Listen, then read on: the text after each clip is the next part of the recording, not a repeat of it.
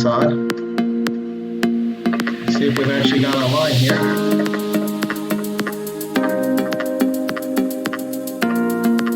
Says I'm live streaming, 10 seconds, there we go. But no viewers, I don't see any viewers listed there.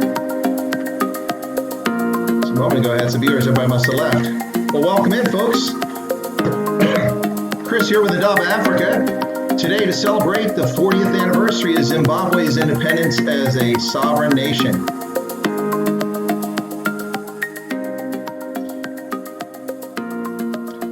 So as we talk about the independence of Zimbabwe, this is the third in these series I've done. The other two were prepared showings. And that was the first one, which was on the 21st of March. I did a video on the 30th anniversary of Namibia, which had celebrated its independence on that day.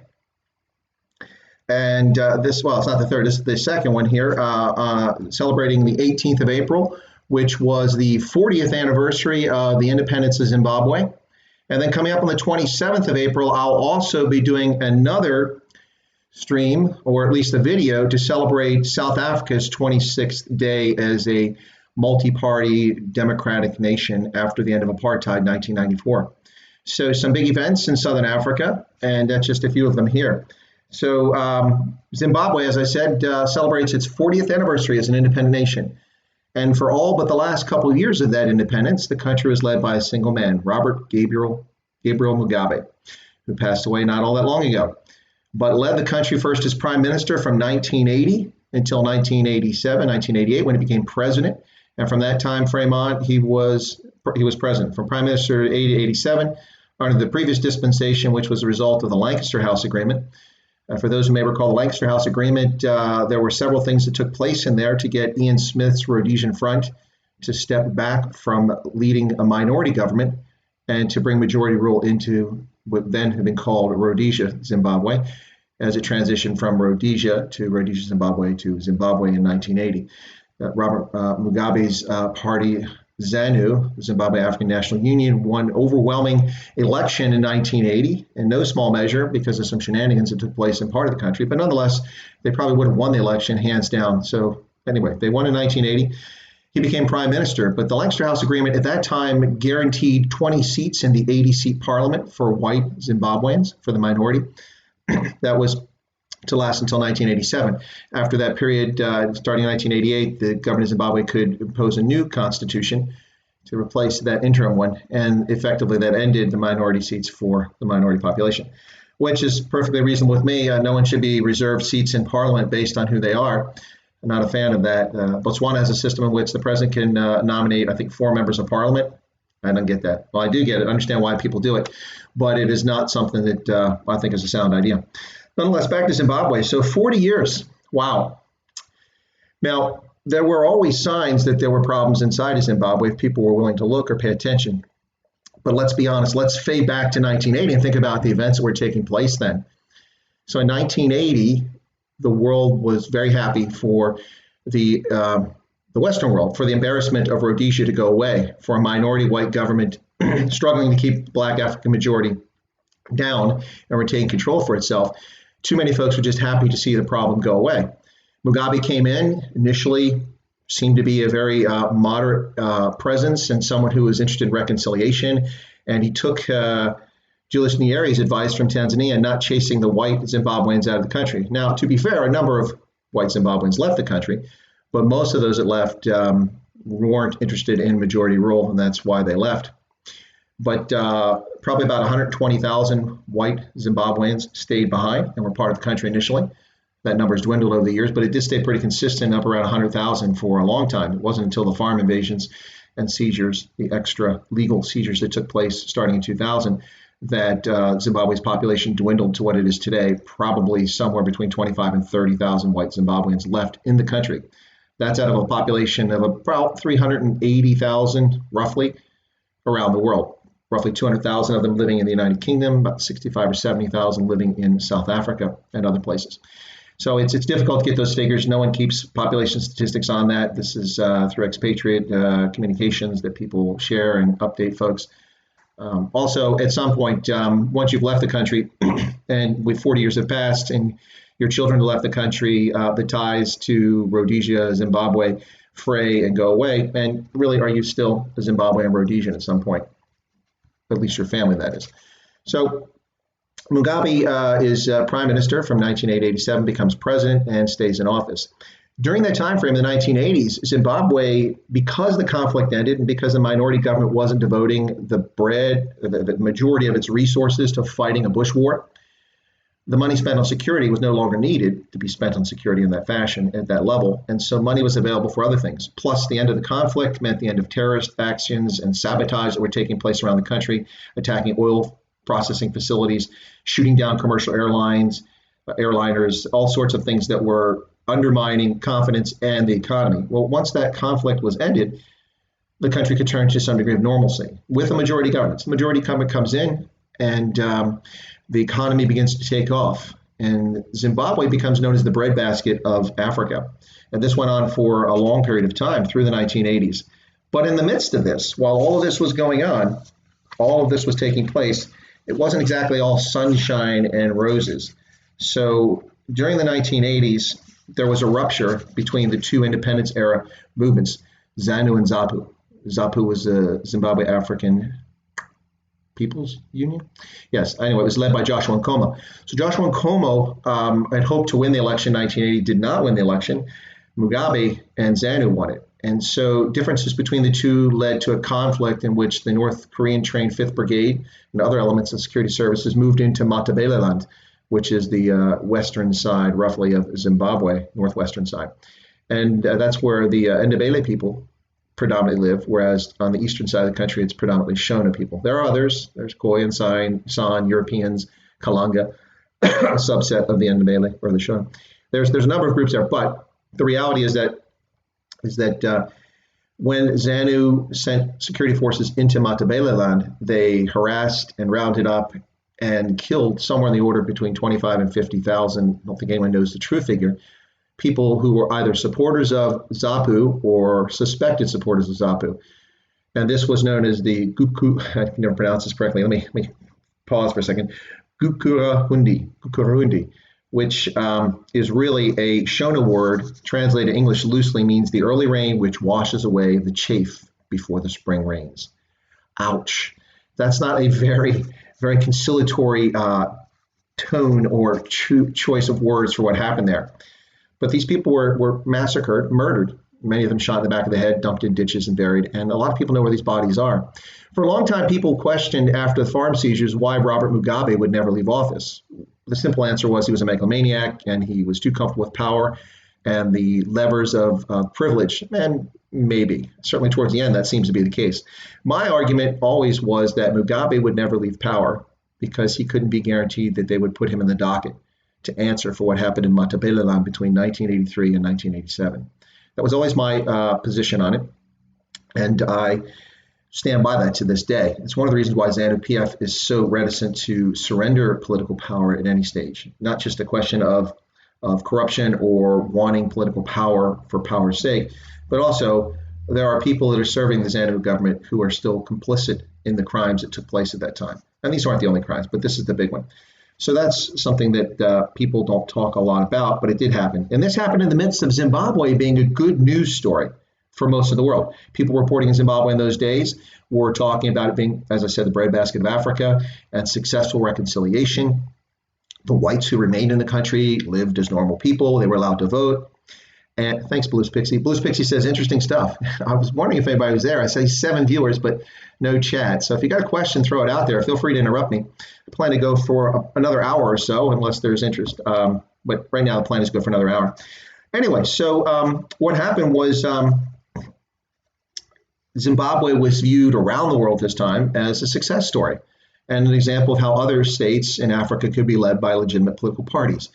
But behind the scenes, and for those who were paying close attention, which didn't include me in 1980, I was a young man, I was following events, but not that clued in on what was actually happening in Zimbabwe. I just heard the news reports and read them and listened. It was a great success story. But behind the scenes, the ZANU government, once it wiped out ZAPU as a political opponent with the massacres in Matabeleland, merged in 1987. On December 22nd, Robert Mugabe and Joshua Nkomo signed something known as a unity agreement. The unity agreement merged ZAPU and ZANU into ZANU-PF. And there we have ZANU, or the Zimbabwe African National Union Patriotic Front. Now, they had a similar sort of title to merge their guerrilla forces, ZIPRA and ZAPU, or ZIPRA and ZANU, during the liberation movement so that they fought together, but they didn't really fight together. They just called themselves that. The true ZANU-PF came into existence as a political party in 1987 at the end of December when Nkomo and Mugabe reached this agreement. Now, Joshua Nkomo for a long time was the more famous and better known liberation figure for Zimbabwe. It wasn't Mugabe.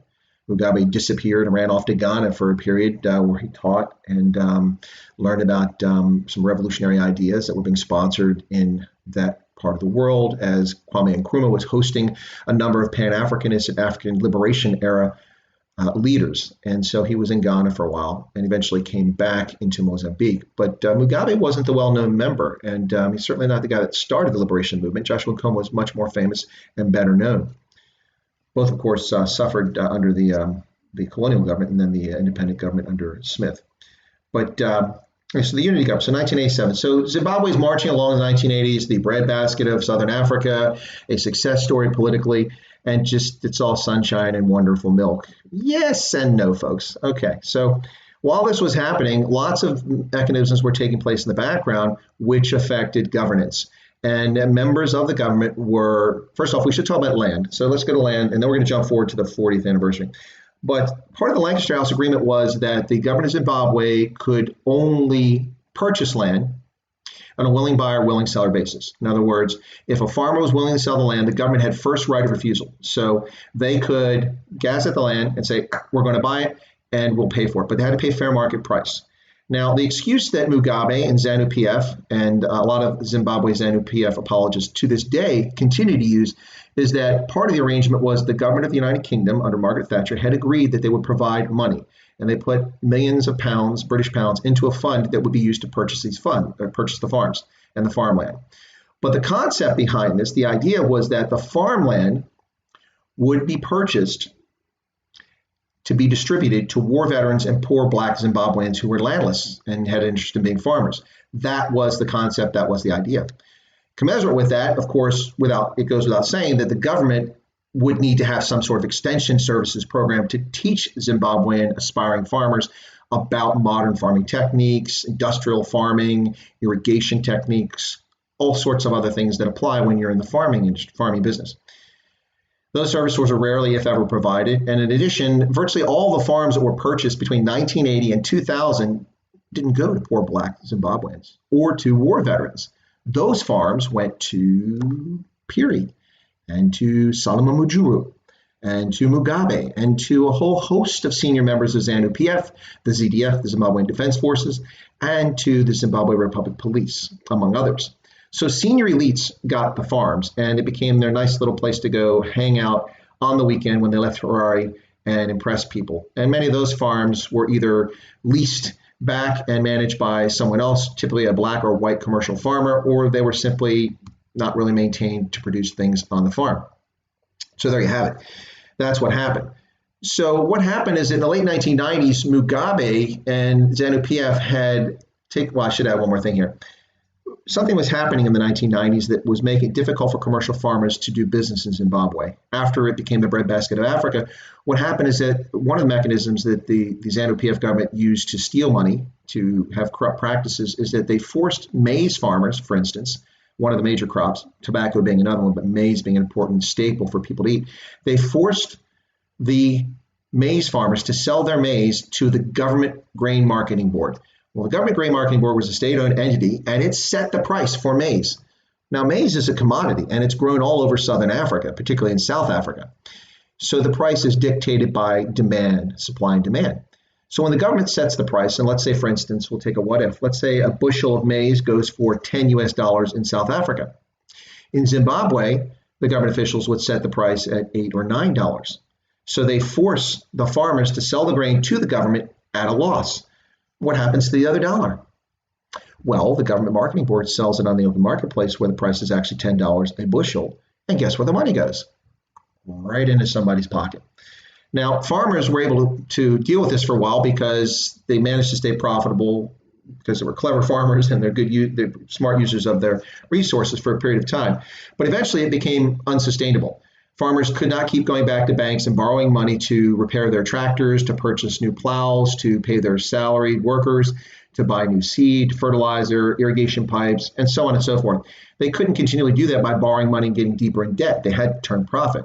And with the government taking what profit they could make in many, not every year, but many years, this became an increasingly difficult thing to do. So what happens?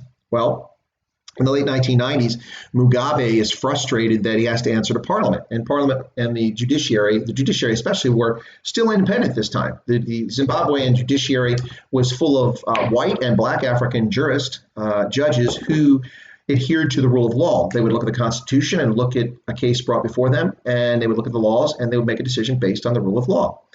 Well, that all worked relatively fine until Mugabe, frustrated at the courts striking down some actions, and at the parliament not always ceding to his desires, decided that he wanted to have a referendum. So they had a national referendum in 1999, I think it was. They had a national referendum, and the national referendum essentially would grant the president what one could argue are dictatorial powers. Essentially, the parliament was a rubber stamp, as would be the courts, because the president of the republic would have essentially all powers and can make all decisions.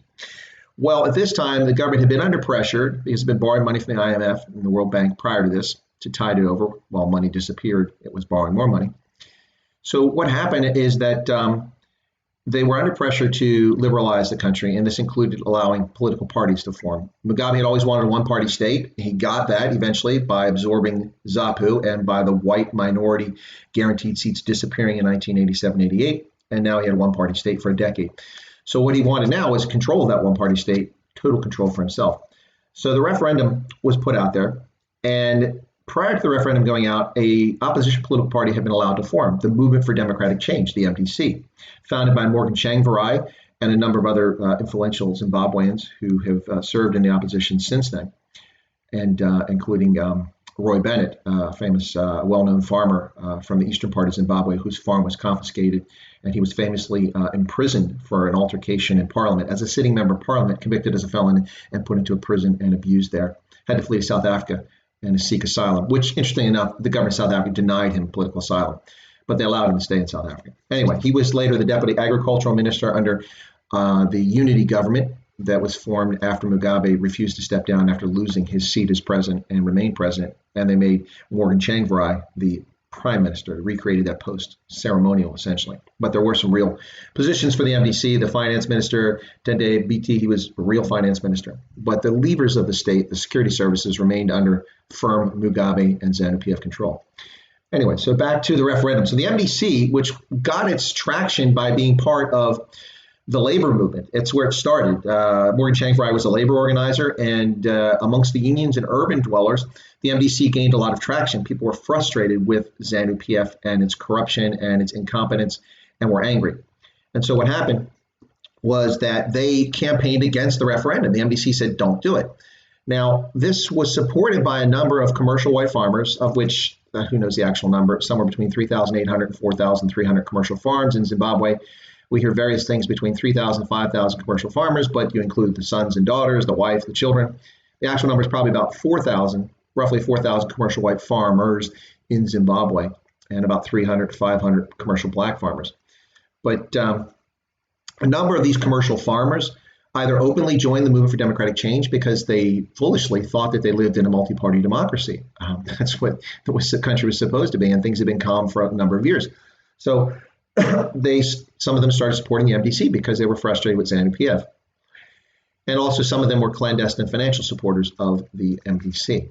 Well, if you take a look at the farms that were first attacked in the first invasions that took place in 2000, there's a direct correlation between members of the MDC, who were commercial farmers or open supporters, and those who were attacked and those who were murdered.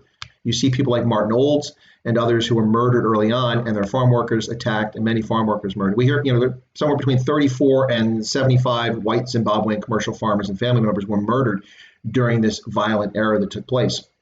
And this is what got all the world's attention. The news press covered this, but very little mention was made of the 500 to 1,500 farm workers who lived on those farms and worked for those farmers who were also murdered. nor the 600,000 commercial farm workers who worked on those commercial farms who were displaced or lost their work and lost their homes as a consequence of this radical land theft program. Yes, land theft. I did say that. Someone can disagree with me. We can talk about that. So what happens is that the MDC campaigns against the referendum, and Mugabe, who had won every election since 1980, not all honestly, but who won every election, some of them honestly, who won every election, had never lost his unquestionable control of ZANU-PF. He's in the charge. No one else. Joshua Nkomo has been sidelined. He's not a factor. He's gone now. And he lost the referendum. The people did not grant Mugabe dictatorial powers, and he was astounded and shocked by this. And this is another reason why Mugabe never left, and one reason why I've always argued that the commercial farmers became fair game, most of them, because he felt betrayed.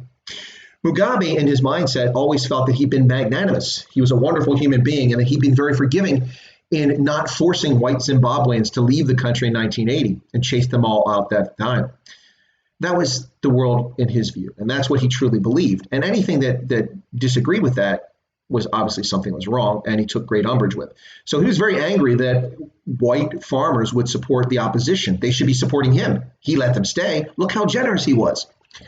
Only people saw what was going on with ZANU-PF and the theft that was pervasive. Not everyone in ZANU-PF. There are honest, legitimate politicians in there, but I'd say at this stage, it's difficult to be one of those persons, an honest, genuine politician, even 20 years ago, but especially today.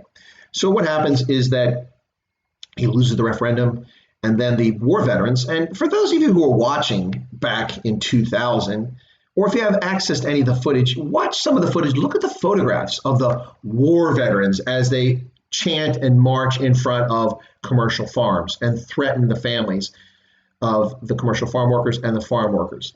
Take a look at that, commercial farm owners.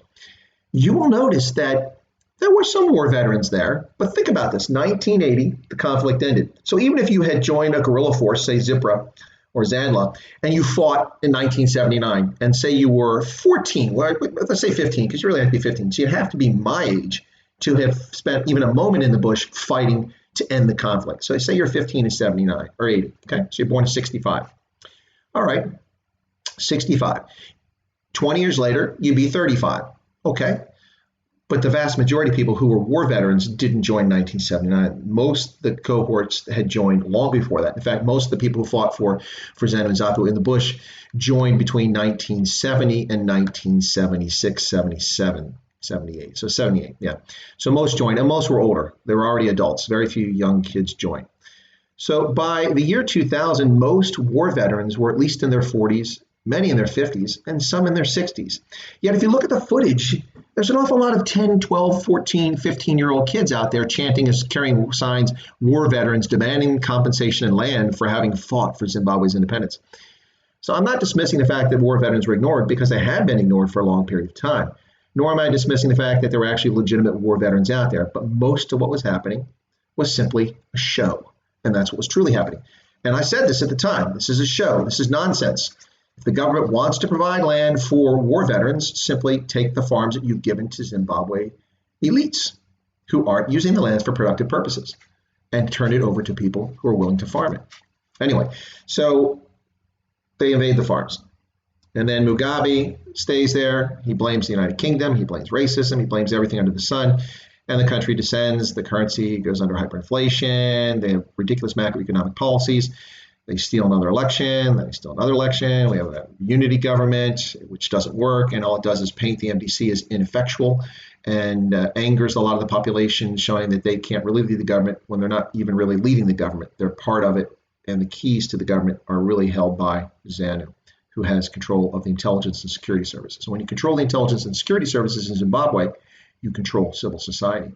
As we saw in November of 2017, when for the first time we saw a coup in this region, when the ZDF overthrew Robert Mugabe, and they passionately claimed that it wasn't a coup.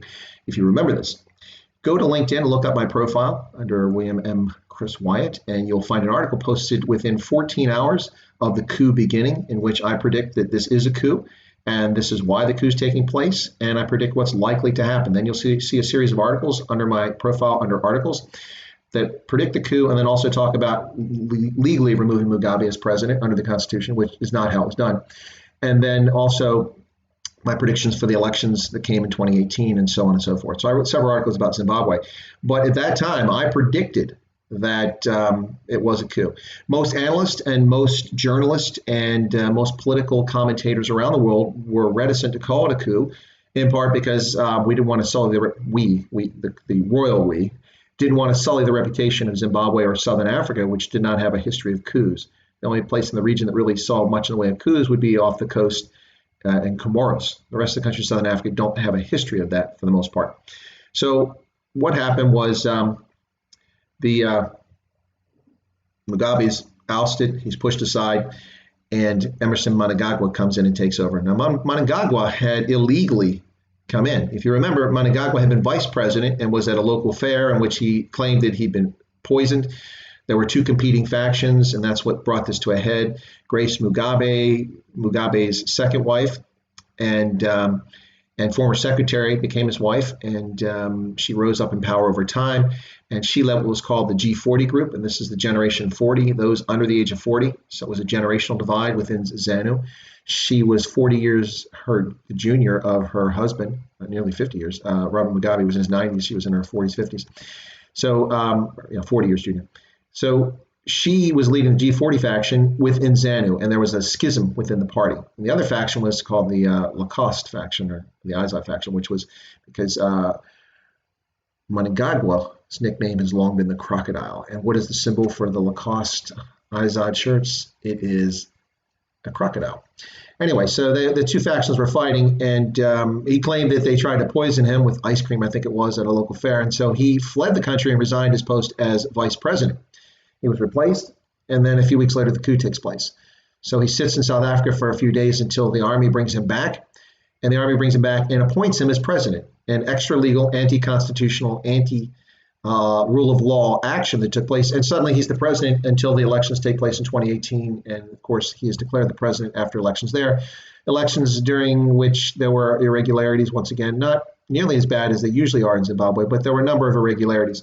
And so what happens is Mnangagwa is president, and he comes in and he gleefully announces the ex-president Robert Mugabe. Cheers on the streets, thousands cheering that the old man is gone finally. But what Zimbabwe got was simply old wine in new bottles. Emerson Mnangagwa had been a member of the government himself for nearly 40 years, holding posts controlling the military, the intelligence services, and many other ministry portfolios. Same person, just 20 years junior to Mugabe. Very little difference, very little distance between the two of them. So what happens? Bradley says all movements of state capture have to include a show in order to get their followers to follow blindly. Yeah, absolutely. And you need a boogeyman. And as we mentioned, those who were on Ronaldo Ho's program earlier today, I was on there. I came on late because I was out walking, getting some exercise in. I mentioned that someone was asking about apartheid. I said, well, apartheid will be the boogeyman for South Africa for at least another 6 or 7 decades. It will always be blamed for the ills of South Africa, no matter what happens. And that's just the fact of life. You have to live with that, or you have to be able to refute it and be willing to refute it. And now it is certainly the proximate cause of many of South Africa's problems. But after 26 years, these problems could have been alleviated with proper governance. Anyway, so the present president is just another Ngengwe. Yeah, another crocodile. Well, that's his nickname, Michael. He is the crocodile. That is Emerson Mnangagwa's nickname. So when I write about him, I often call him the crocodile. So back to Zimbabwe here, get away from South Africa. So back to Zimbabwe. So Mugabe is gone, and then he dies not all that long ago, out of office, and Mnangagwa's in.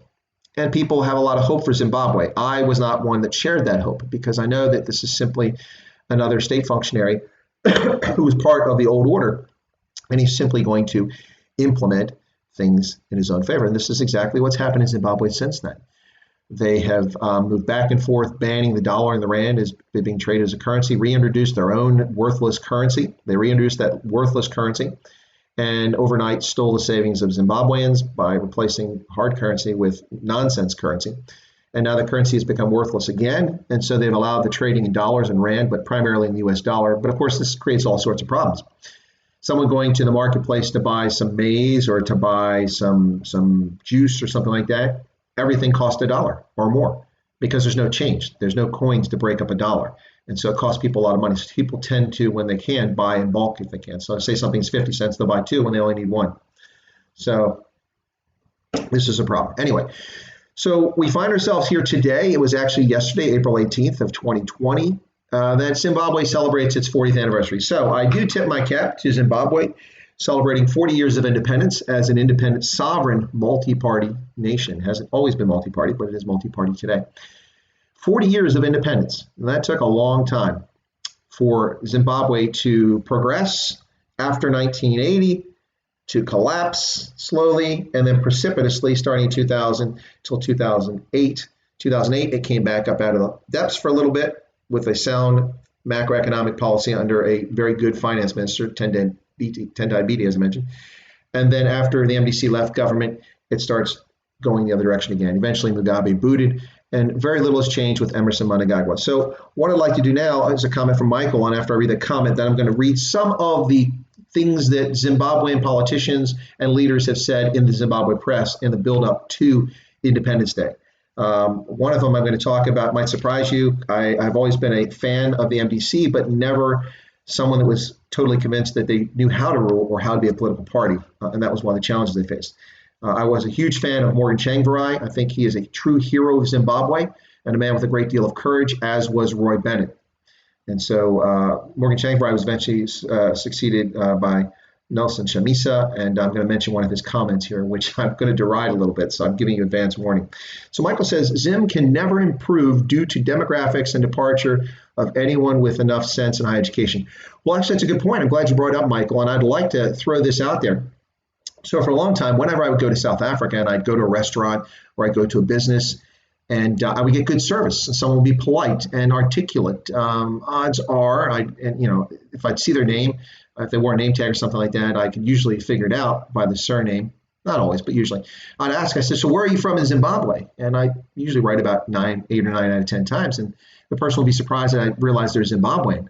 And they say, well, I'm from Bulawayo, or I'm from Gwero, or I'm from Harare, or wherever. How did you know I was Zimbabwean? I said, well, because you're polite, and you're very effective. You're doing a good job here. So thank you for your service. I appreciate it. You're doing a fine job. Anyway, my point being is that one of the lasting legacies of Mugabe and ZANU-PF is that when they took power in 1980, they did spend a lot of time doing reform of the public school system. And so primary and secondary education became a focus and were dramatically improved for Black Africans in Zimbabwe. And as a consequence, you have one of the most literate societies today, and one of the most reasonable and rational societies at the individual level.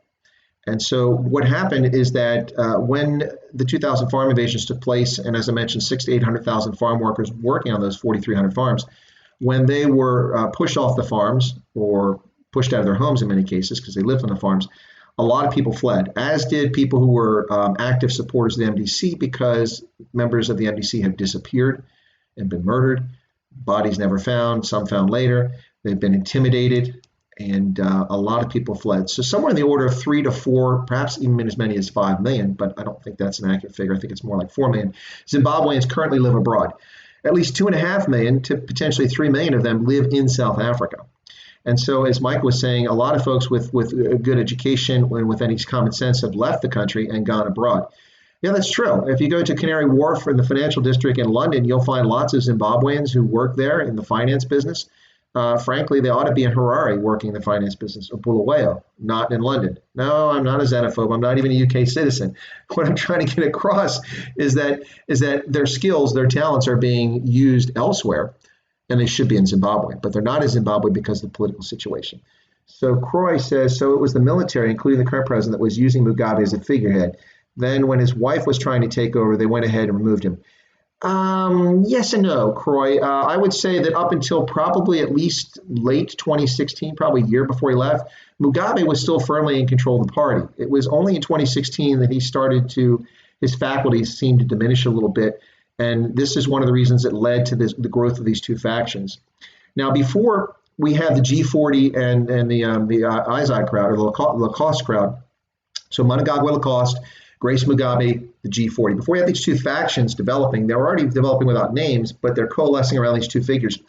There was another movement inside the party, and there was someone with support. The previous vice president had been Joyce Mujuru.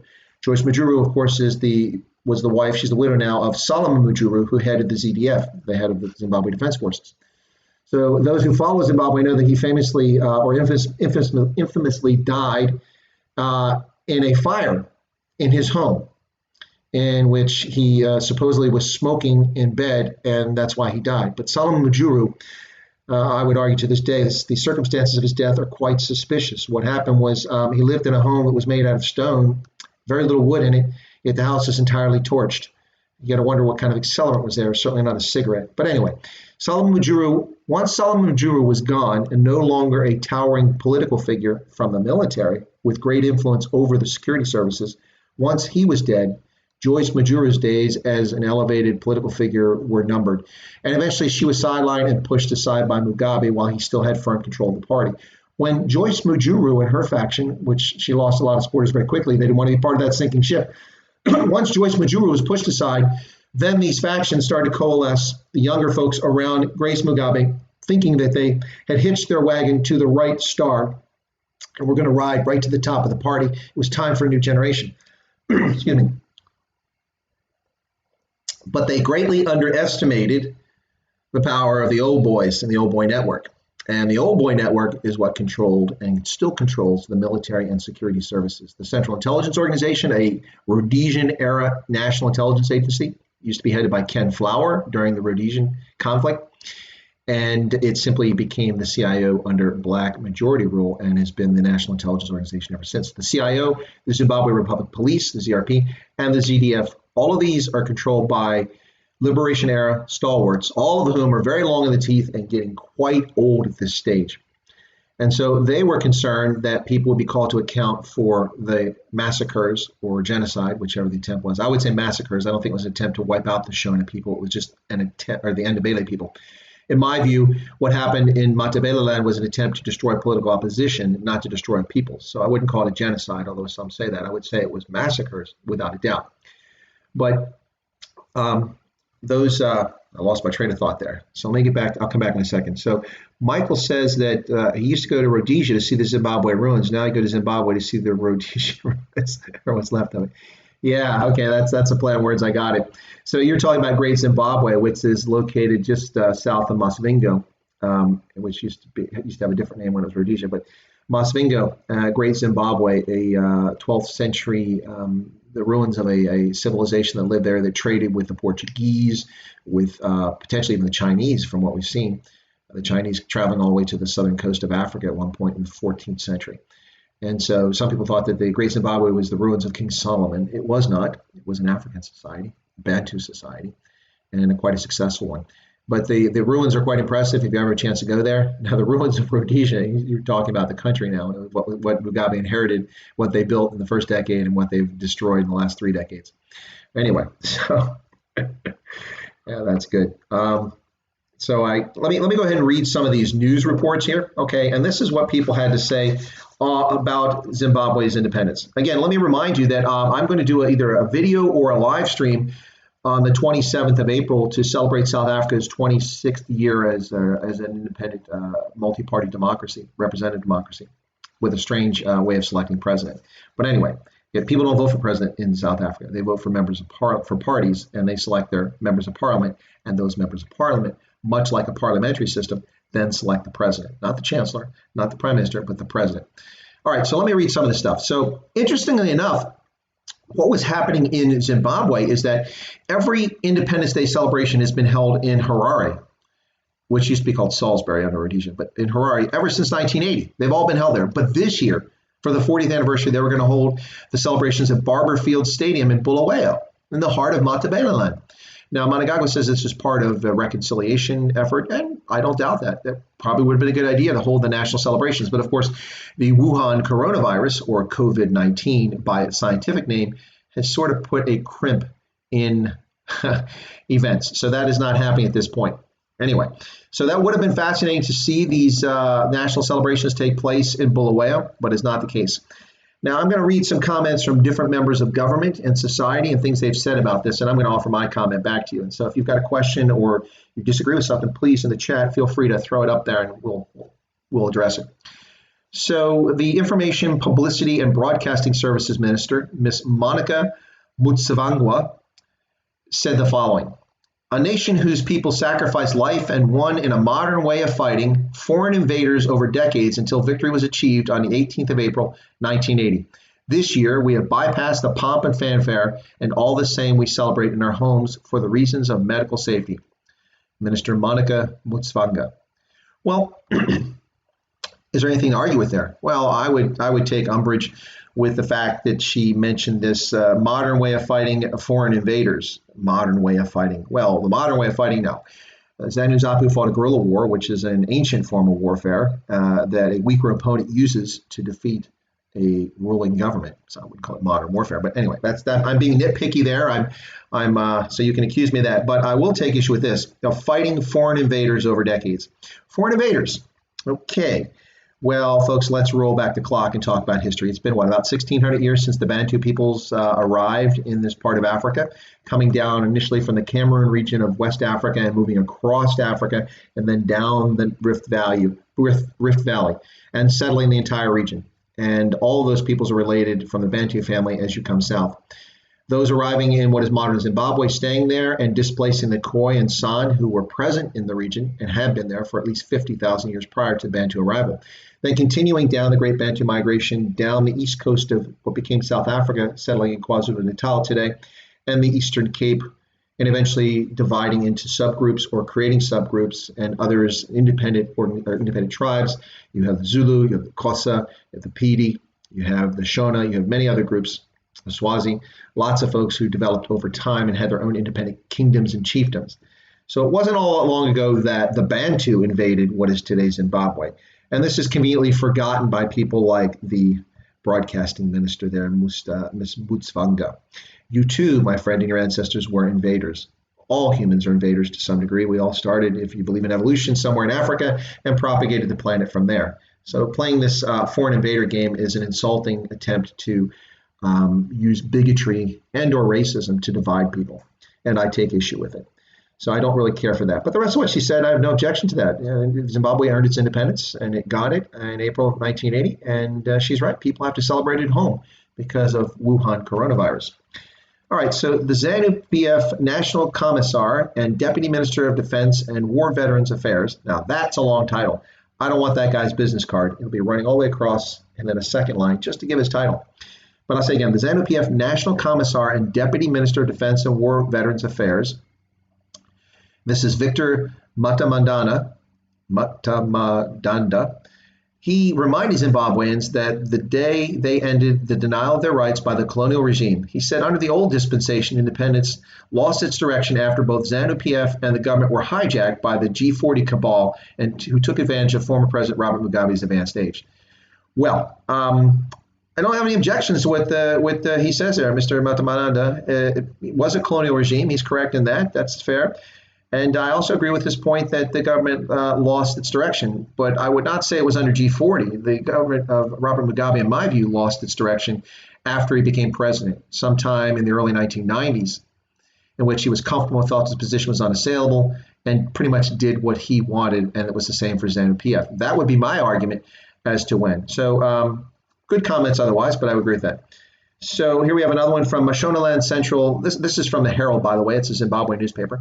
Mashonaland Central War Veterans Provincial Chairman Sam Pardianyatwa. My apologies, sir, for pronouncing your name incorrectly. That's a difficult one for me because I've never heard it. He urged people in the province to be vigilant as the country celebrated Independence Day in their homes for the first time. It is a sweet and bitter day, sons and daughters of the soil made history by realizing the dream generations before and generations to come. We shall always remember and cherish the day our country was liberated from the shackles of colonialism. Well, that's a fair argument, but aren't you interested in a little bit of reconciliation there, working together with other folks? But yes, that's fine. That's some good stuff there. So Michael says, what's the long-term view of Zim and SA?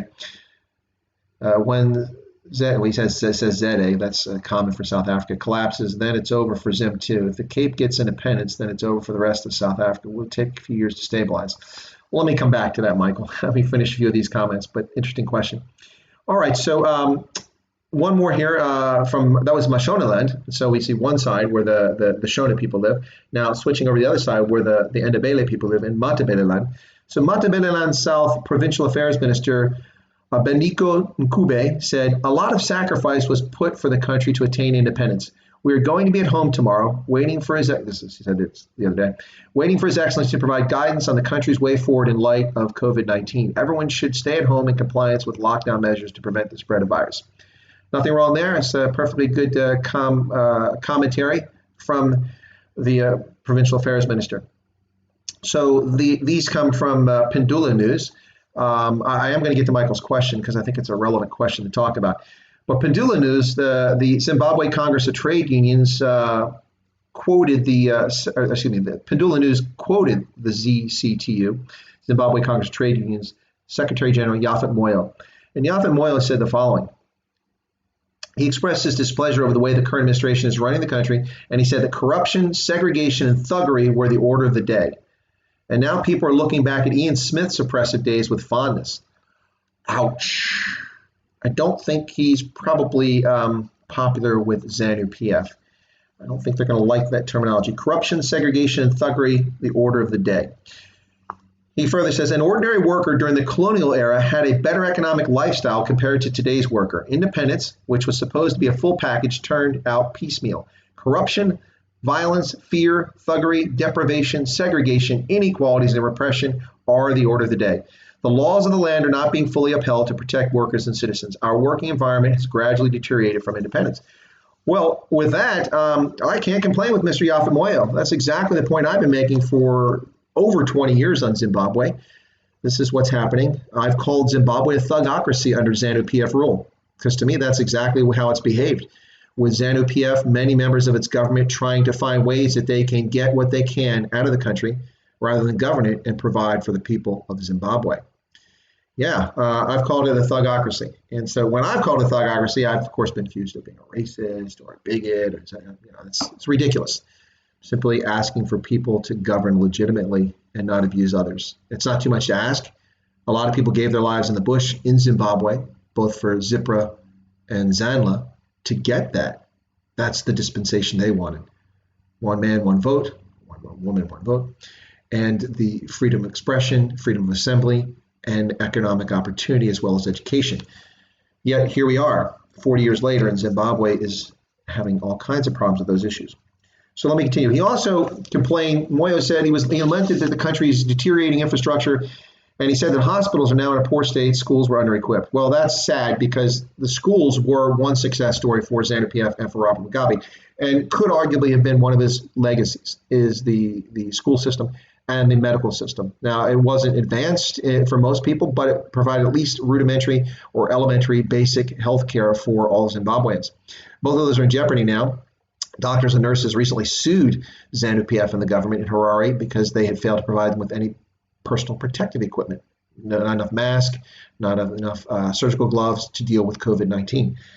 So the High Court ruled against the government and said you must provide those things. Of course, ZANU-PF doesn't have any money, so I'm not sure how they're going to get those unless someone like Jack Ma donates them. Of course, ZANU-PF's close relationship with China, you would think, would provide them with some of the things they'd like.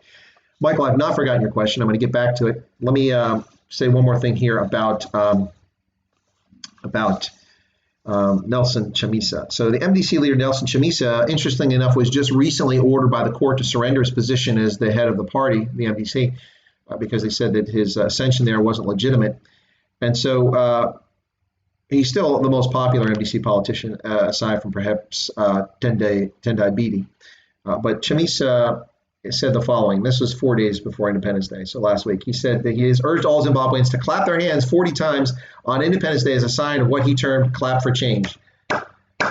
Okay, I did say I was going to be a little critical of this. I appreciate the symbolism. I'm not really sure that people sitting in their homes clapping their hands for 40 times is really going to do much to improve the situation or make people feel good. It seems to me it's just gimmicky. It's something he's saying. Chamisa also said that life begins at 40. On April 18th, Zim turns 40. It's a milestone. This is a tweet. It's a milestone with a dream shattered by the hurt and pain from tyranny, violence, corruption, and stolen elections. Wherever you are on the day at 6 p.m., rekindle the dream and clap 40 times for change. The new is coming. Hashtag Zim at 40, clap for change. Interesting. So that was Nelson Chamisa, the opposition leader from the MDC, who was encouraging people to clap for change. It's a gimmick. I'm sorry, folks. I like the MDC, and I urge them to do well, but come on, that's kind of funny. All right, so let me answer Michael's question, and then Warren Maverick has a question. I'll read it out, and then I'll get back to it. So Warren Maverick says, weren't colonialists successful because they had support from a home state? Once they left, then the country had to support itself and failed. Yes and no, and I'll get back to that, Warren Maverick. But let me go to Michael's question. So Michael, once again, had said that, what's the long-term view on Zim and ZA? When ZA collapses, then it's over for Zim. Well, here's the thing, Michael. A lot depends entirely on what happens with COVID-19. Zimbabwe was already suffering from food shortages, and several million Zimbabweans, about 3 or 4 million, were living off of food handouts before COVID-19 lockdown restrictions hit the country. In addition, several 100,000 Zimbabweans receive antiretrovirals daily, and those antiretrovirals, of course, are not paid for by Harare or ZANU-PF. Who provides those antiretrovirals? Well, the majority of them come from the generosity of the American people through the President's Emergency Program for AIDS Relief. We supply them, and we've always supplied them. Throughout the last 20 years, as Mugabe and now Mnangagwa and other government officials from ZANU-PF lied to the world and tried to convince them that the United States had sanctions against the country of Zimbabwe, which we've not had. Throughout that time period and all those lies, we never reduced our assistance to the public health care sector or to the HIV programs in Zimbabwe, despite what Mugabe would say about the United States and despite his supposed issues with the United States and despite our cold diplomacy towards them. We always remain engaged for the people of a nice product placement. Hey, Jim. Yeah, Starbucks is not paying me, but here you go nonetheless, Starbucks. Anyway, so despite that, we've always provided that support. And you can look this up, folks. It's a matter of public record. Simply go on Google and look at USAID and the PEPFAR support to Zimbabwe, and you will find this information. And if you're interested in the sanctions that are in Zimbabwe, you can look that up too. It's lies. The things that are sanctioned in Zimbabwe are members of ZANU-PF who are known to have committed human rights abuses or are responsible for the abrogation of the rule of law, and or state-owned entities that are used to divert profits to ZANU-PF and the elites. 175 to 200 entities and persons, individuals like this, are all that were ever sanctioned. The country of Zimbabwe has never been sanctioned. If I want to go to Zimbabwe, my government will not stop me. If I want to invest in Zimbabwe, which would be foolish at this point, my government would never stop me. So what happens now is the issue, because in Zimbabwe, already people were hungry, already dependent on food aid, already. Now, that's not every year. Some years, even after the farm invasions, they've been self-sufficient in staples like maize to make pop and meal, things like that. But already hungry, already dependent on foreign donors to keep people healthy, to survive, those who have a low CD4 count, who are HIV positive. Zimbabwe is already in desperate straits. The currency is worthless once again, and people are trading in dollars. But the government's already announced a plan that by 2022, dollars will be banned as a trading currency again. You have to shake your head at that. Look, I'm not arguing that they should use the dollar. The rand makes a lot more sense, although it's a currency under such pressure from ill management and bad macroeconomic policies in South Africa that the rand's probably not a good choice either. Maybe the pula, but the pula is too small. Botswana is too small a country, so not really many options. Maybe the euro, I don't know. But dollars are more readily available than those other currencies, with the exception of the rand. So Zimbabwe is in a bad way no matter what. Even if they had the best of governance, they are in a desperate situation. When the farms were taken over, the majority of them that were divided up and given to poor Zimbabweans were simply sliced up. They just, here's a piece of paper, draw the lines here. This is where your plot is. This is where your plot is, with no consideration in most cases given to access to roads, access to sources of water, whether it's irrigation piping or it's a creek or stream or river that's nearby. None of this was considered. They simply divided up, here's your little piece. And they took a functional, highly efficient, industrialized, modern operation and devolved into a medieval farming operation in which they claim success. Now, Zimbabwe has had large tobacco harvest, even after stealing farms, so they can claim some success there, but they have been unable to continually and consistently feed themselves since they destroyed the farming system in 2000, and it's time after that. So Zimbabwe, no matter what happens, regardless of the events in South Africa, it is at the mercy of a lot of problems. So there you have it. So now let's talk about South Africa. So what happens if South Africa collapses? Well, listen, while I've been very hard on the ANC for the last 2 years, if you look back, I was very generous and patient with the African National Congress for many, many years. Even under Zuma, I had hoped that the institutions in South Africa, an independent free press, and also the South African Human Rights Commission, and the levers of government, the courts, and other factors, as well as some private institutions in the civil sector, would be a counterbalance to abuses by the ruling party. Now, not everyone in the African National Congress is a bad person or is guilty of malfeasance, and not even a majority. But the problem is too many are. But I had hoped that even under the excesses of state capture under Zuma, that the institutions of South Africa would allow it to continue and survive. But the problem is that the government, because it was losing popular support for a lot of reasons, but primarily it was losing support because it wasn't delivering on services. And people are expecting services in South Africa, particularly those who are persons of color and they've never had access to enough or proper education, or in some cases, not so many today. It's much of this has been alleviated, but electricity, formal housing, things like that. They're frustrated. After 26 years, they want to know where this is at. So in the municipal elections of 2016, which should have been a watershed moment for South Africa, the ANC lost control of every major city except Durban in South Africa, every major metropolis. Now, they'd already lost Cape Town to the Democratic Alliance many years prior, and then they gained it back, and then they lost it again. But they really don't have strength there, despite their best efforts. But they lost control of Johannesburg, and through a coalition, the Democratic Alliance led that city, and still does. And then in Pretoria, or Shwana as it's known now, Pretoria is just one suburb of the larger metropolitan area of Shwana, named after a mythical Swana-speaking chief from the 18th or 17th century, something like that. Anyway, Shwana was controlled by the DA in a coalition with the EFF and others. And then Nelson Mandela Bay, which was also in a coalition. And the Democratic Alliance got the highest votes there, 45%, even higher than it got in Johannesburg or in Pretoria, but still had to rule through a coalition. And that coalition was a fractious one because coalition members, initially the EFF, the Economic Freedom Fighters, weren't interested in ruling. They were interested in eating from the state coffers and directing tenders to their friends and pals. And so that coalition collapsed, and the DA no longer controls that. But the only city they never really gained, and the ANC didn't lose major support, was Durban. Durban has remained firmly in the camp of the ANC.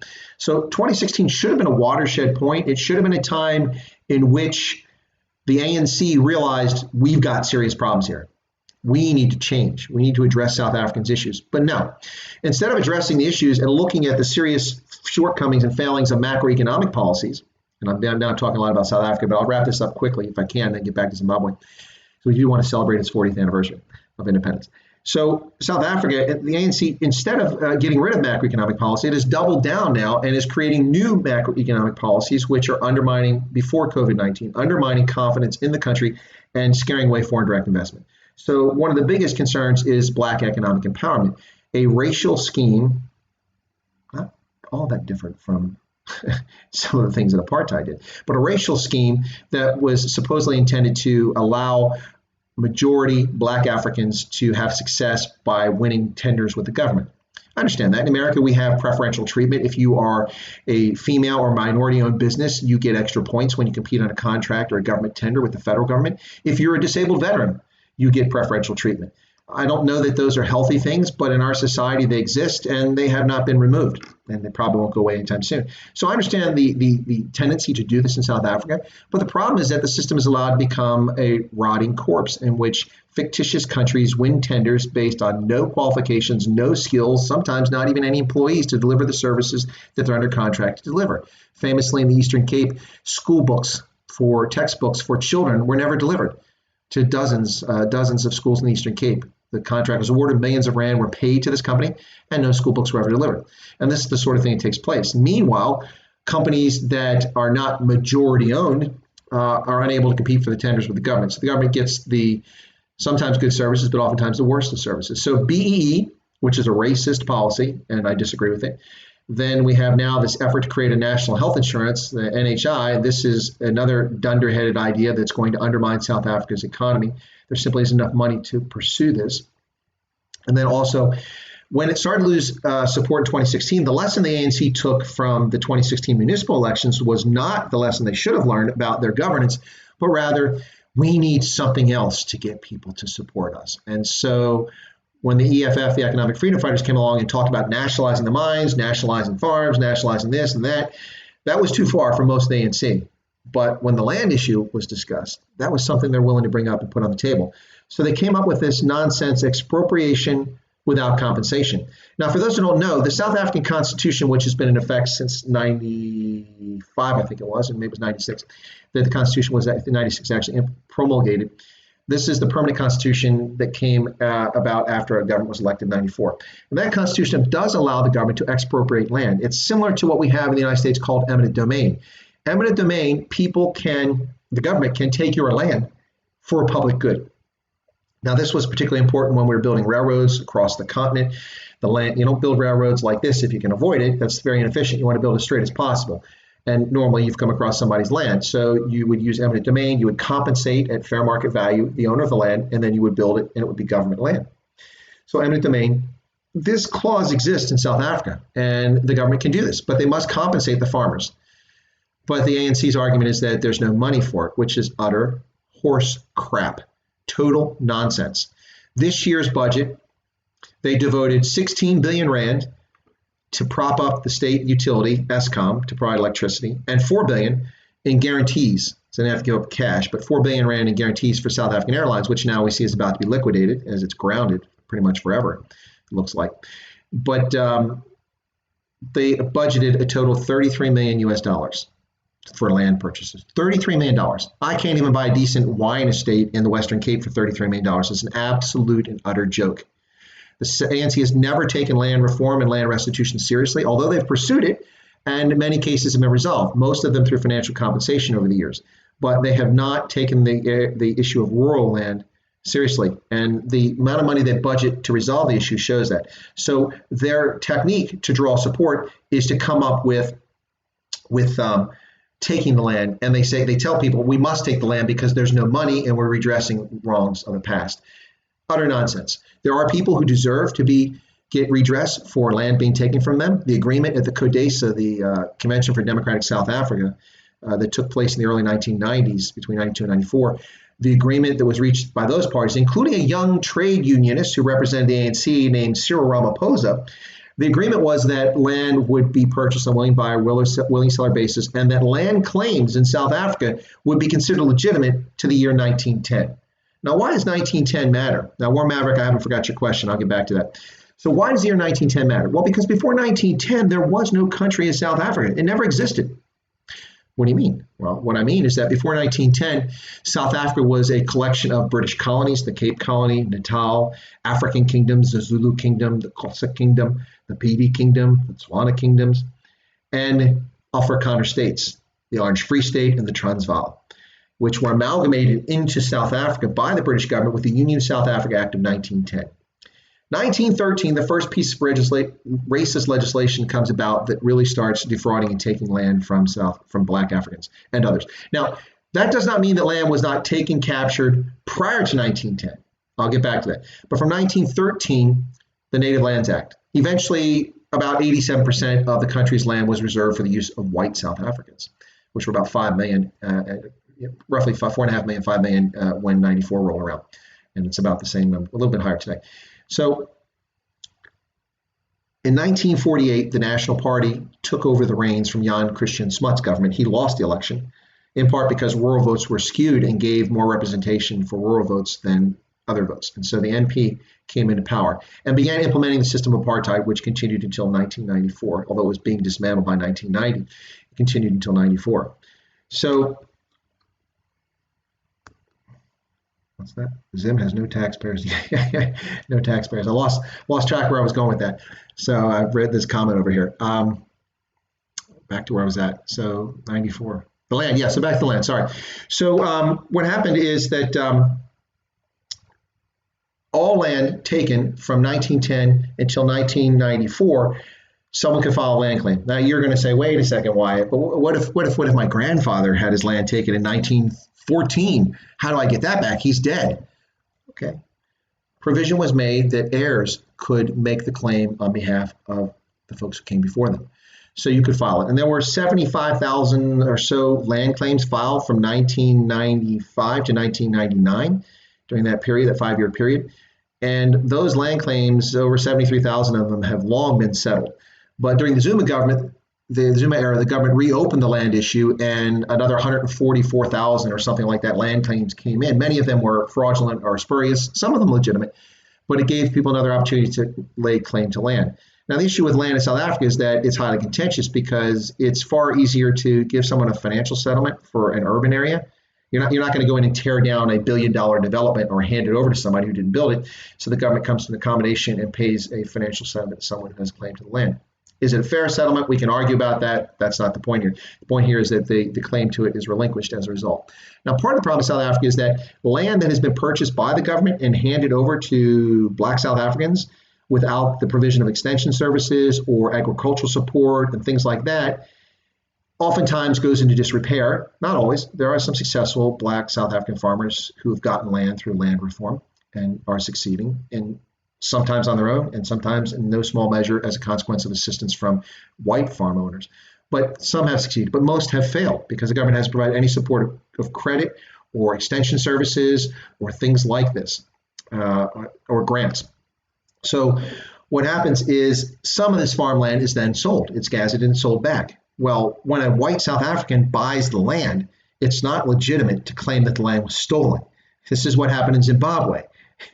In Zimbabwe, after 1980, the government approved all land sales. Between 1980 and 2000, the government of Zimbabwe under Robert Gabriel Mugabe had first right of refusal, and no land could be transferred from one person to another unless Mugabe's government approved it.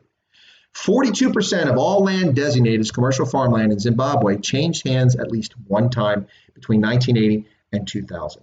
So if the government of Zimbabwe wanted to buy land for poor Black Africans, they had 20 years and 42% of the available commercial farmland they could have purchased. Now, they didn't purchase many farms, but they went to the elites. Very little went to poor Black Africans. And a similar situation is playing out in South Africa. Not that the land is being handed over to elites. No, that's not the situation. But the land issue is being misrepresented and misused. I am not arguing that poor Black South Africans are not entitled to land or shouldn't have access to land. Quite the contrary. What I'm arguing for is legitimacy and transparency and honesty in the land debate. Didn't mean to turn this into a land debate, but let me get back to Michael's question. Then there's some other comments here. And Michael, talking about South Africa collapsing. I am hopeful that it won't collapse. What I do hope is this. I don't believe it, but I'm hoping it. So, sometimes hope is all you have. It's not a planning factor, as we say in the Army, but sometimes it's all you have. I am hoping that this COVID-19 crisis will lead to the ANC to take a hard look at itself inside and push aside the lunatic fringes, I call them, the people who are only interested in nationalizing, taking over, having a socialist country, and then running everything in the country and then confiscating land. And some of them just want to push all white and Asian and even colored South Africans away rather than embrace a multinational, multiracial society. I'm hoping that they will abandon the expropriation without compensation. They will amend or modify Black economic empowerment and quit impoverishing white-owned South African businesses. Whites are also South Africans. White South Africans are Africans. And if you deny that, you're a bigot at a minimum, a racist at worst. This is a fact.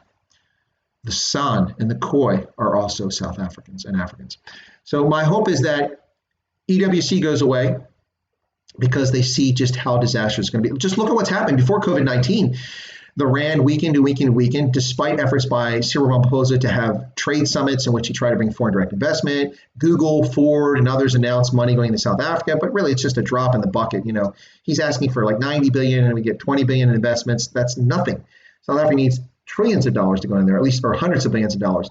And people aren't putting the money in because why would I put money into South Africa after I watched Zimbabwe steal companies from foreign investors? Zimbabwe passed a racist law under Mugabe in which you had to divest 51% of your company to an indigenous or Black African entity. So anyone who owned a company, if say I went to Zimbabwe and I started a chain of restaurants, and I had a successful chain of restaurants and I owned them.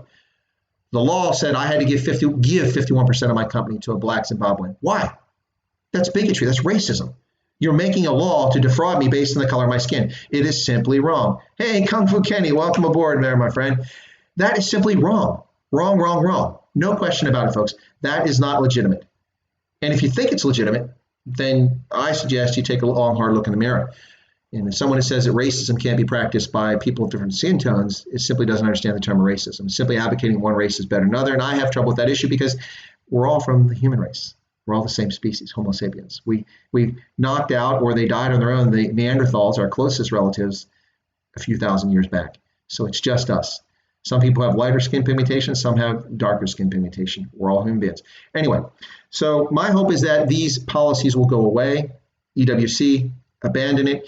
BEE modified and stop being based on race, but be based on something more balanced to give all South Africans. And then my other hope is that the ANC, as it recovers from this crisis, if it's still in charge, I think the municipal elections next year are going to have a major impact on the ANC, and they're going to lose control of cities in a larger fashion than they did previously.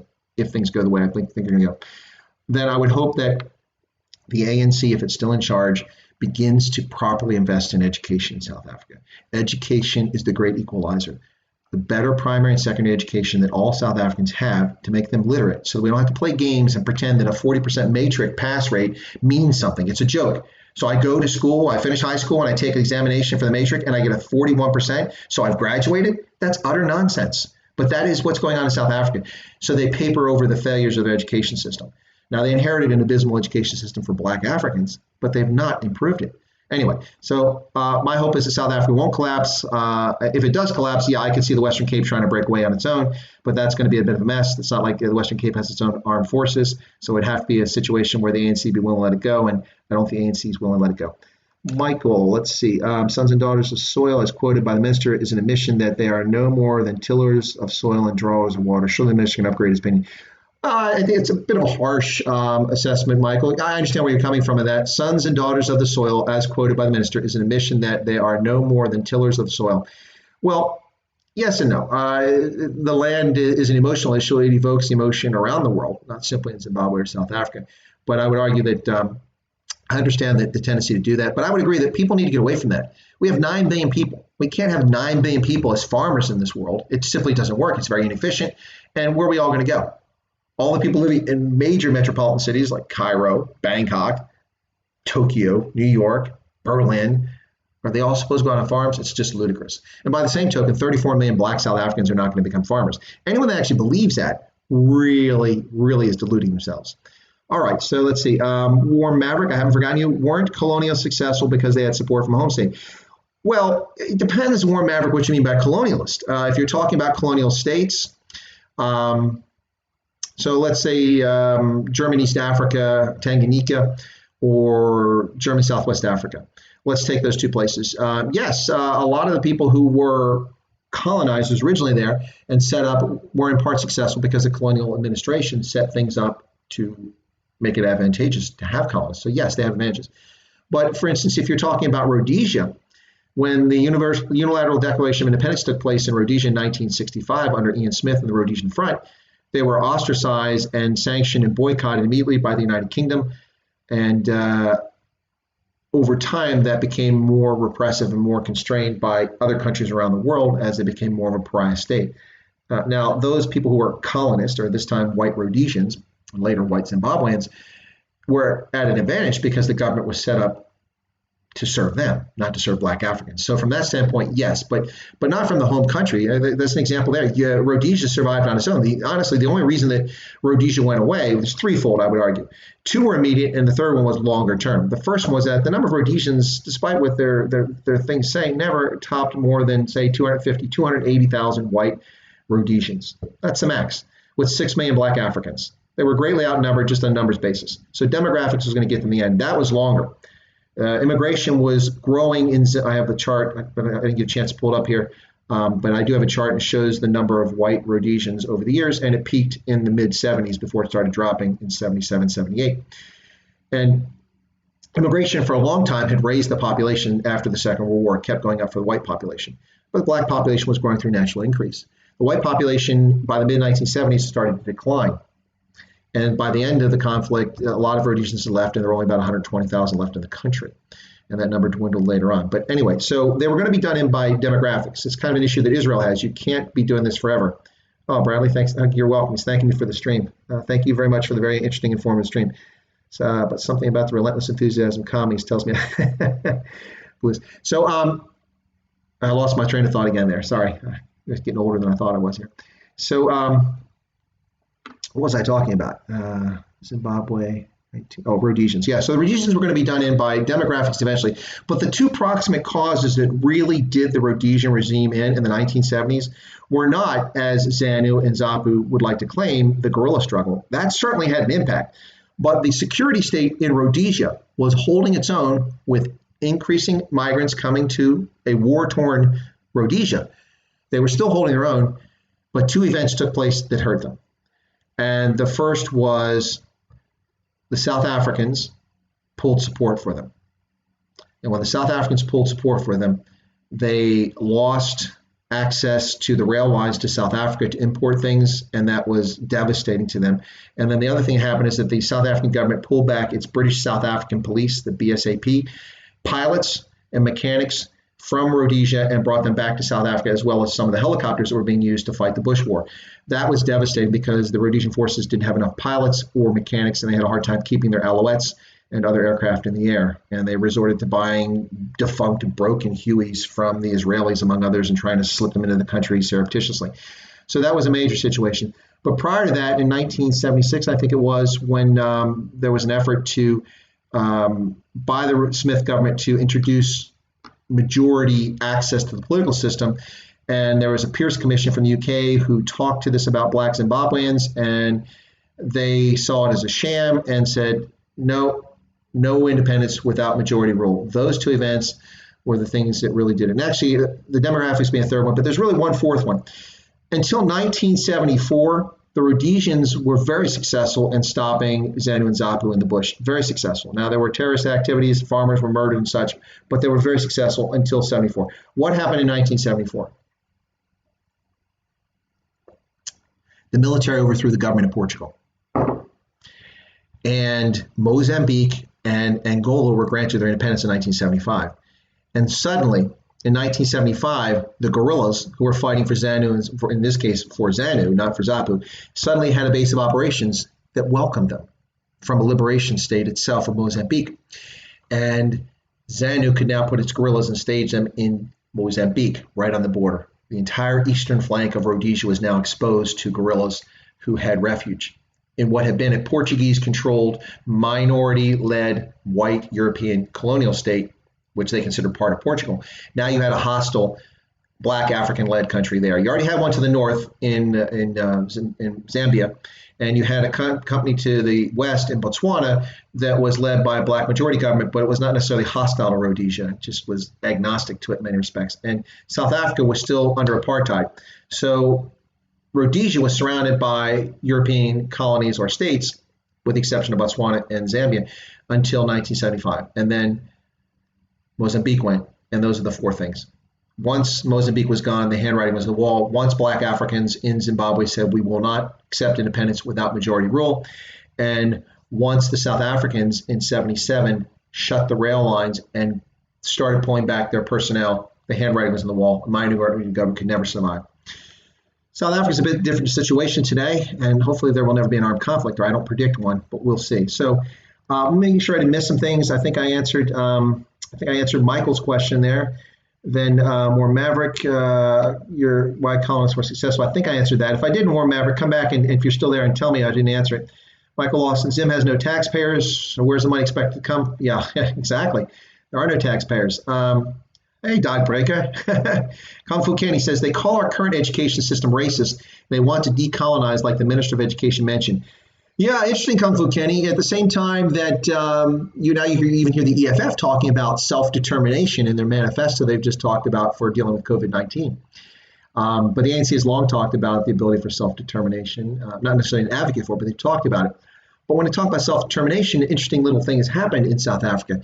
The argument is that students should be allowed to turn to primary and secondary school in their first language. And that's a complicated situation. South Africa has 11 official languages. 11 official languages. And there's long been a movement to make South African Sign Language.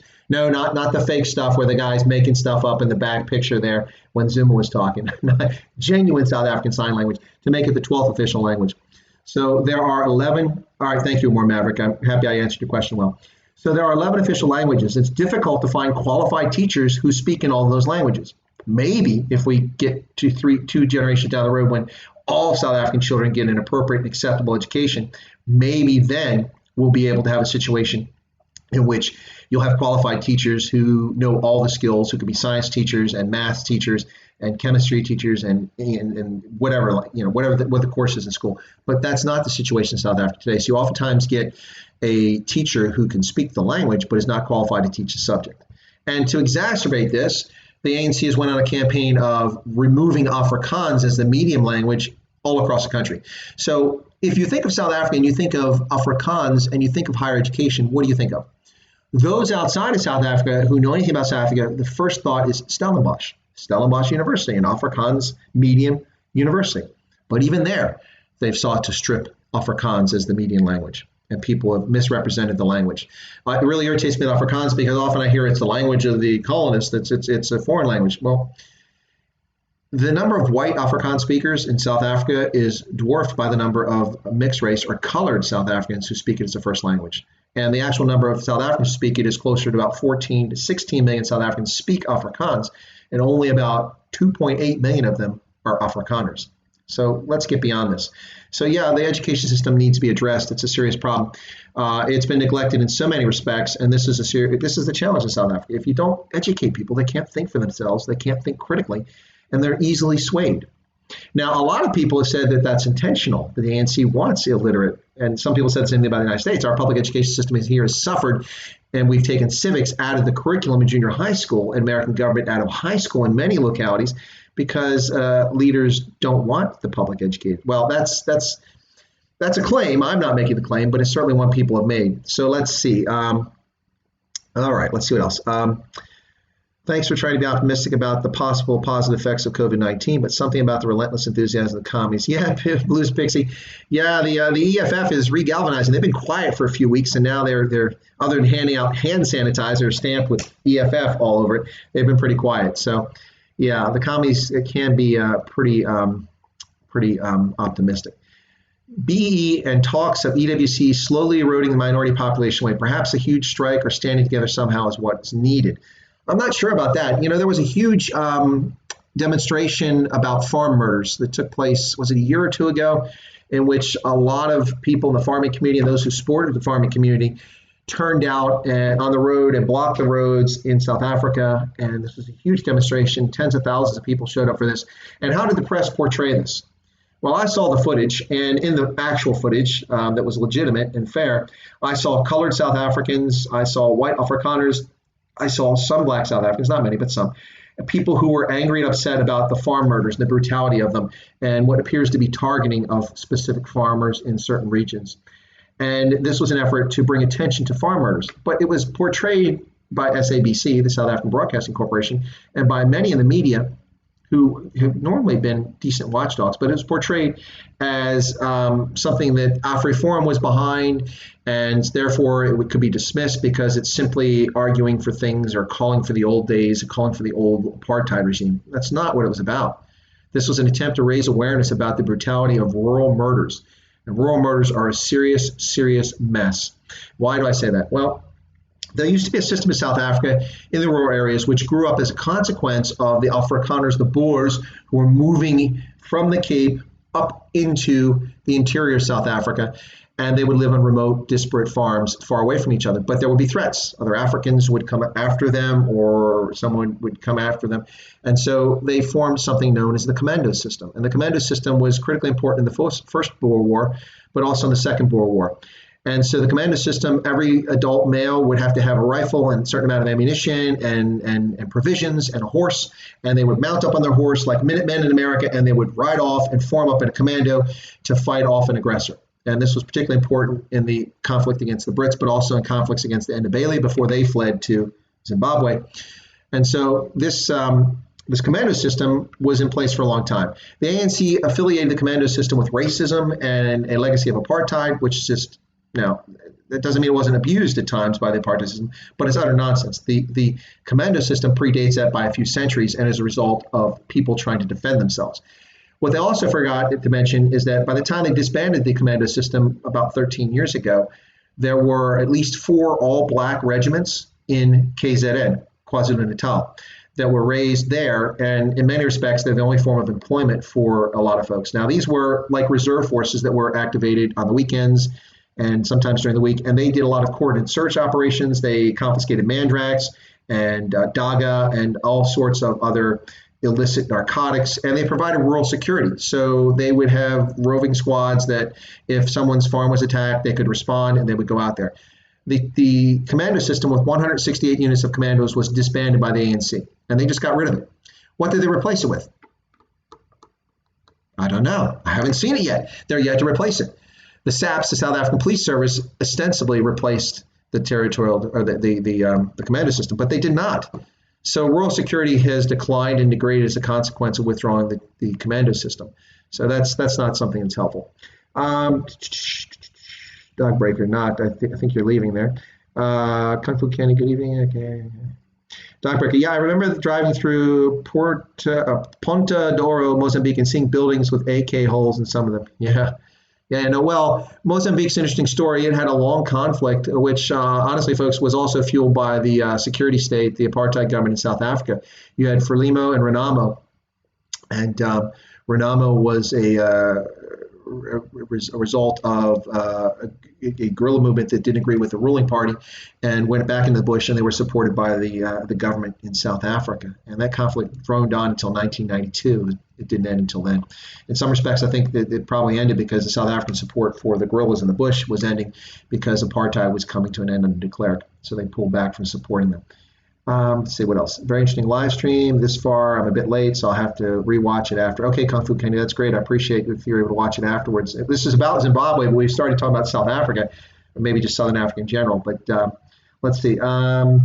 Kung Fu Kenny, I fully agree with you. There are 11 languages, more cultures flooding in South Africa. They can barely maintain public schools, and those in townships are even worse. Their behavior is also bad. Yeah, it's pretty scary. So you go to some schools in rural areas in South Africa, particularly in majority black areas, and the schools, you find schools that have no lights still. They have no proper sanitation, kids using a pit latrine or an outdoor privy, something like that. It's abysmal, and it's infinitely correctable and should have been corrected long ago. 26 years, if education had been the priority in South Africa, at least we would have, now this, again, back to Zimbabwe, give them credit. Even Mugabe, got to give the guy credit. The effort and time was put into the public education system, primary and secondary education, not so much university, but those two systems were supported heavily.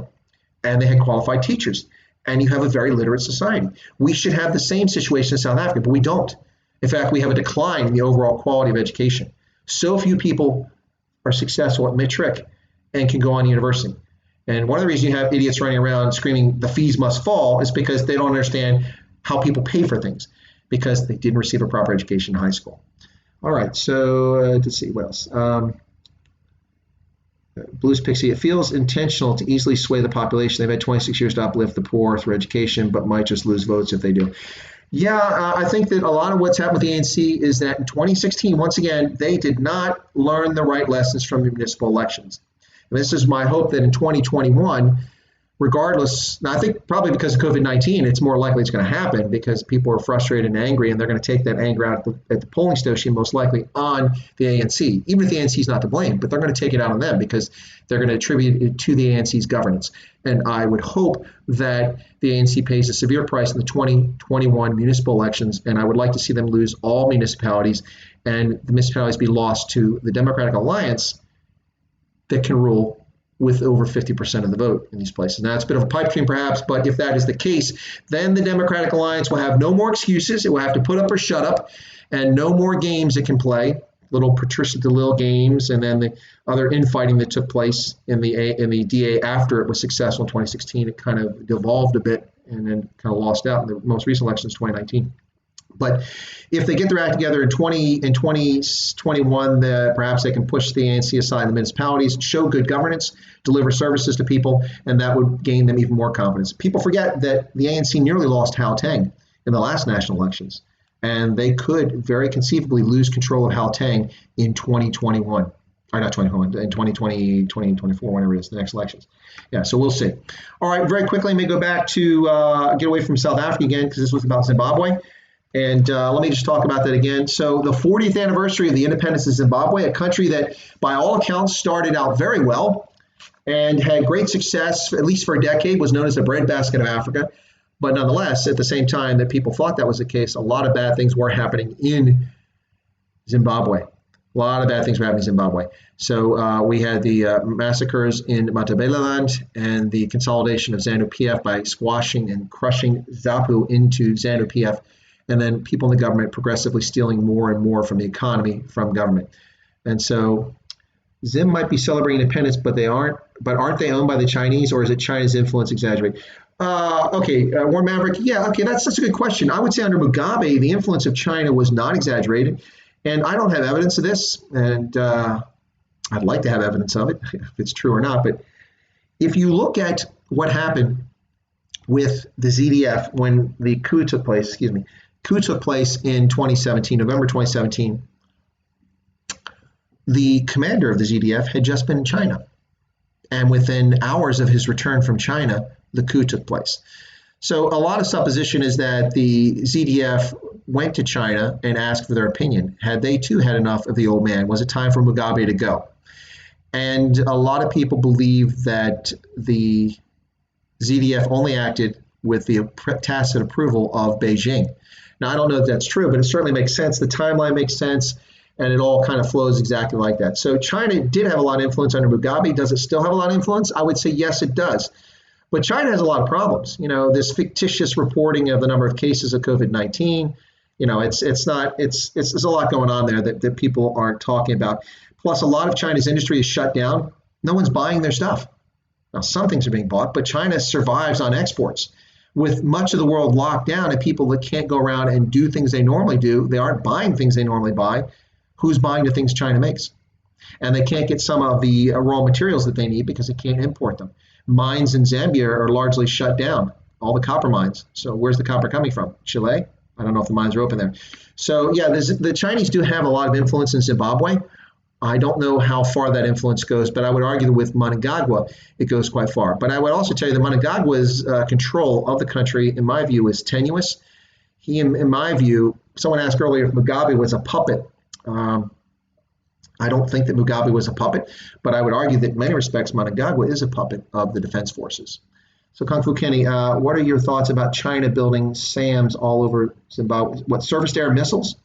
I think it was in 2018, 2019. I'll try to find the article.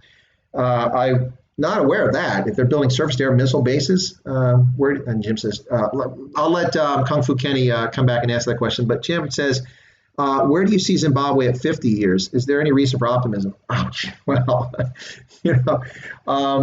yeah, that's a really good question. I think that's a very good question.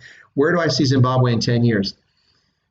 A lot hinges on COVID-19 and the aftermath of COVID-19. Does Zimbabwe collapse into a dirt poor, destitute country, which is not far from today, but a dirt poor, destitute country in which the government is incapable of governing any longer or maintaining civil order?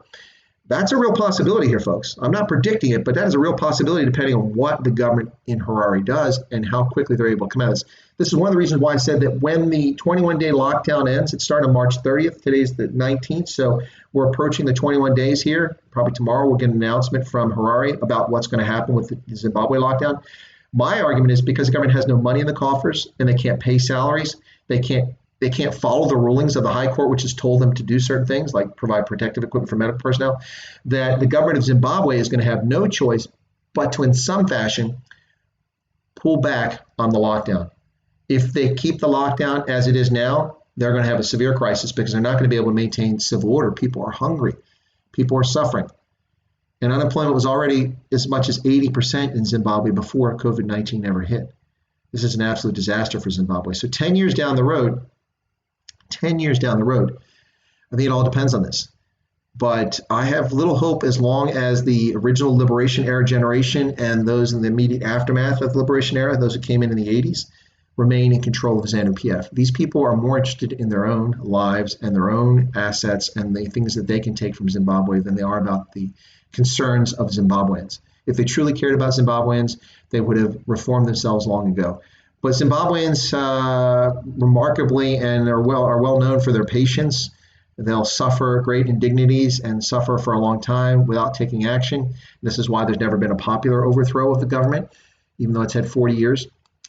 but at some point, the bow will break. So the next 10 years, I can't really make a prediction because it all depends on COVID-19. I suspect that they'll survive COVID-19. A lot of people will leave the country because it's so poor, as has happened in the past.